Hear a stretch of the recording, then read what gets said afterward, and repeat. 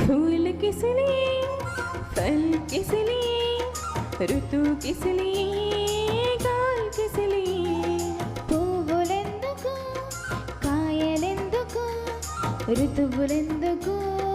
కాలాలెందుకు जो भी है सब कुछ तेरे लिए,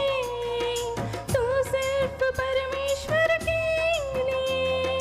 ఉన్నవన్నీ నీ కోసమేనని నీవు దేవుని కోసమేనని